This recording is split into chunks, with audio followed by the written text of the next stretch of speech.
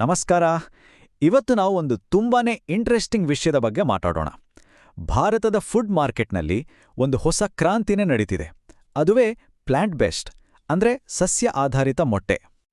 ಸರಿ, ಈ ಇಡೀ ವಿಷಯವನ್ನ ಅರ್ಥ ಮಾಡ್ಕೊಳ್ಳೋಕೆ ನಾವು ಮೊದಲು ಮೊಟ್ಟೆ ಅಂದ್ರೆ ಏನು, ಅದರ ಪೌಷ್ಟಿಕಾಂಶದ ಶಕ್ತಿ ಎಂಥದ್ದು ಅಂತ ನೋಡೋಣ.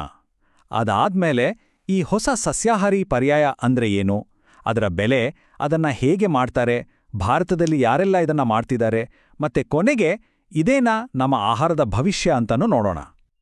ಈ ಸಸ್ಯಾಹಾರಿ ಮೊಟ್ಟೆ ಅನ್ನೋ ಕಾನ್ಸೆಪ್ಟ್ ಯಾಕೆ ಬಂತು ಅಂತ ಅರ್ಥ ಮಾಡ್ಕೋಬೇಕು ಅಂದ್ರೆ ಮೊದಲು ನಾವು ಅಸಲಿ ಮೊಟ್ಟೆಯ ಬಗ್ಗೆ ಮಾತಾಡಬೇಕು ಅಲ್ವಾ? ಯಾಕಂದ್ರೆ ಅದರಲ್ಲಿರೋ ಪೌಷ್ಟಿಕಾಂಶಗಳೇ ಇದಕ್ಕೆ ಬೆಂಚ್ ಮಾರ್ಕ್. ಎಷ್ಟೋ ವರ್ಷಗಳಿಂದ ಮೊಟ್ಟೆಯನ್ನ ಒಂದು ಕಂಪ್ಲೀಟ್ ಫುಡ್ ಅಂತ ಕರೀತಾರೆ. ಅಂದ್ರೆ ಅಷ್ಟು ಪೋಷಕಾಂಶಗಳು ಅದರಲ್ಲಿವೆ.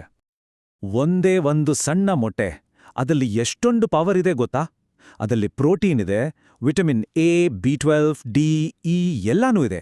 ಅಷ್ಟೇ ಅಲ್ಲ, ಐರನ್, ಜಿಂಕ್ನಂತಹ ಪ್ರಮುಖ ಖನಿಜಾಂಶಗಳೂ ಇವೆ. ಮೆದುಳಿನ ಆರೋಗ್ಯಕ್ಕೆ ಬೇಕಾದ ಕೋಲಿನ್, ಮಸಲ್ ಬಿಲ್ಡ್ ಮಾಡೋಕೆ, ನಮ್ಮ ಇಮ್ಯೂನ್ ಸಿಸ್ಟಮ್ ಬೂಸ್ಟ್ ಮಾಡೋಕೆ, ಹೀಗೆ ಒಂದಾ ಎರಡ. ಅದಕ್ಕೆ ಅಲ್ವಾ ಅದನ್ನ ಪವರ್ ಹೌಸ್ ಅಂತ ಕರೆಯೋದು.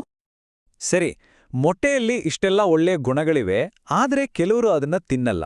ಅದು ಅವರ ಆಹಾರ ಪದ್ಧತಿಯಾಗಿರ್ಬೋದು ಅಥವಾ ಬೇರೆ ನೈತಿಕ ಕಾರಣಗಳಿರ್ಬೋದು.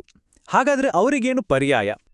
ನೋಡಿ, ಇದೇ ಪ್ರಶ್ನೆದಾನೆ ಫುಡ್ ಟೆಕ್ನಾಲಜಿ ಜಗತ್ತಿನಲ್ಲಿ ಒಂದು ದೊಡ್ಡ ಸಂಶೋಧನೆಗೆ ದಾರಿ ಮಾಡಿಕೊಡ್ತಿದ್ದು. ಇಲ್ಲಿ ಬರೋದೇ ಸಸ್ಯಾಹಾರಿ ಮೊಟ್ಟೆ. ಇದನ್ನ ವೀಗನ್ ಎಗ್ ಅಂತನೂ ಕರೀತಾರೆ. ಇದು ಆಹಾರ ವಿಜ್ಞಾನದ ಒಂದು ಅದ್ಭುತ ಅಂತಲೇ ಹೇಳ್ಬೋದು. ಇದನ್ನ ಕಾರ್ಖಾನೆಗಳಲ್ಲಿ ಬೇರೆ ಬೇರೆ ಸಸ್ಯ ಆಧಾರಿತ ಪದಾರ್ಥಗಳನ್ನು ಬಳಸಿ ತಯಾರು ಮಾಡ್ತಾರೆ. ಅದರ ರುಚಿ, ಟೆಕ್ಸ್ಚರ್ ಮತ್ತೆ ಅದರಲ್ಲಿರೋ ಪೌಷ್ಟಿಕಾಂಶಗಳು ಎಲ್ಲವೂ ಆದಷ್ಟು ಮಟ್ಟಿಗೆ ಅಸಲಿ ಮೊಟ್ಟೆಯನ್ನೇ ಹೋಲುವಂತೆ ಮಾಡ್ತಾರೆ. ಅಂದ್ರೆ ಸಿಂಪಲ್ ಆಗಿ ಹೇಳೋದಾದ್ರೆ ಮೊಟ್ಟೆಯ ಅನುಭವ ಆದ್ರೆ ಪ್ರಾಣಿಜನ್ಯ ಉತ್ಪನ್ನಗಳಿಲ್ಲದೆ. ಓಕೆ, ಹೊಸ ತಂತ್ರಜ್ಞಾನ ಅಂದಮೇಲೆ ಕೆಲವು ಪ್ರಾಕ್ಟಿಕಲ್ ವಿಷಯಗಳು ಇರುತ್ತೆ ಅಲ್ವಾ? ಅದರಲ್ಲೂ ಮುಖ್ಯವಾಗಿ ಬೆಲೆಯ ವಿಷಯ. ಇಲ್ಲಿ ನೋಡಿ, ವ್ಯತ್ಯಾಸ ತುಂಬಾನೇ ಸ್ಪಷ್ಟವಾಗಿದೆ. ಸಾಂಪ್ರದಾಯಿಕ ಮೊಟ್ಟೆಗಳು ಫಾರ್ಮ್ಗಳಲ್ಲಿ ಸಿಗುತ್ತೆ, ಆದರೆ ಈ ಸಸ್ಯಾಹಾರಿ ಮೊಟ್ಟೆಗಳನ್ನು ಫ್ಯಾಕ್ಟರಿಗಳಲ್ಲಿ ತಯಾರಿಸಲಾಗುತ್ತೆ. ಹಾಗಾಗಿ ಇದನ್ನ ತಯಾರಿಸೋ ಪ್ರೋಸೆಸ್ ಬೇರೆ ಇರೋದ್ರಿಂದ ಸದ್ಯಕ್ಕೆ ಇದರ ಬೆಲೆ ಸಾಮಾನ್ಯ ಮೊಟ್ಟೆಗಳಿಗಿಂತ ಸ್ವಲ್ಪ ಜಾಸ್ತಿನೇ ಇದೆ. ಹಾಗಾದ್ರೆ ಬೆಲೆ ಎಷ್ಟು? ಸದ್ಯಕ್ಕೆ ಭಾರತದಲ್ಲಿ ಒಂದು ಸಸ್ಯಾಹಾರಿ ಮೊಟ್ಟೆಗೆ ಸುಮಾರು 10ರಿಂದ 20 ರೂಪಾಯಿ ಇದೆ. ಸರಿ, ಈ ಹೊಸ ಪ್ರಾಡಕ್ಟ್ ಅನ್ನ ಭಾರತದ ಮಾರುಕಟ್ಟೆಗೆ ತರ್ತಿರೋರು ಯಾರು? ಯಾವ ಕಂಪನಿಗಳು ಈ ಕೆಲಸ ಮಾಡ್ತಿವೆ?